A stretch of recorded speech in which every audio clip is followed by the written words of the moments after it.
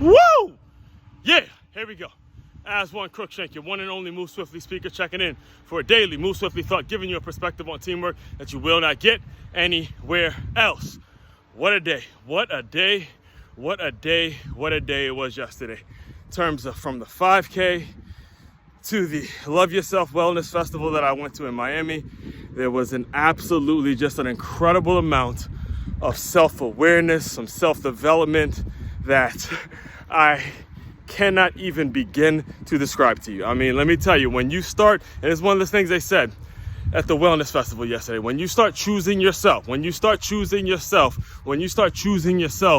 opportunities and the world opens up to you in ways that you would have never imagined. You would almost laugh at your former self for dreaming so small. You would laugh when you really buy into this lifestyle. When you buy into a lifestyle of personal and self-development, you will start laughing at your former self, thinking about how small you used to think, right? How you used to think, because the way God blesses you when you start taking care of yourself first, my goodness, all right? So yesterday morning during the 5K, right?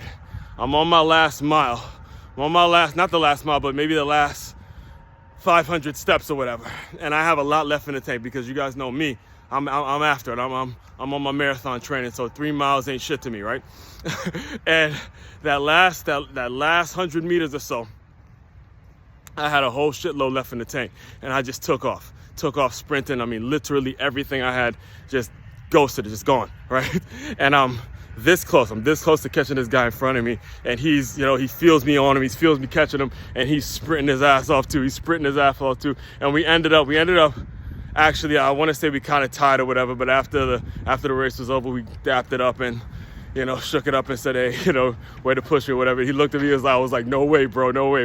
It was great because it brought me back to the football field, brought me back to everything I'm about when it comes to my sports background, right? So leave the 5K, and I'm on my way to go shower and then head over to Miami for the Love Yourself Festival that I posted about last night, right? And I'm listening to my motherfucking guy, Taj Deshaun. I'm listening to his podcast, his latest episode. It was, I can't remember who the girl was. The name of the host is just kind of slipping my mind right now. But anyway, she asked him about life after sports and what he would tell former athletes. A lot like most of the people who interview him ask him. And he gave an answer that he doesn't normally give. This is why it's sticking out. I want to bring this back. It's very necessary that I bring this back. He goes, life is a sport.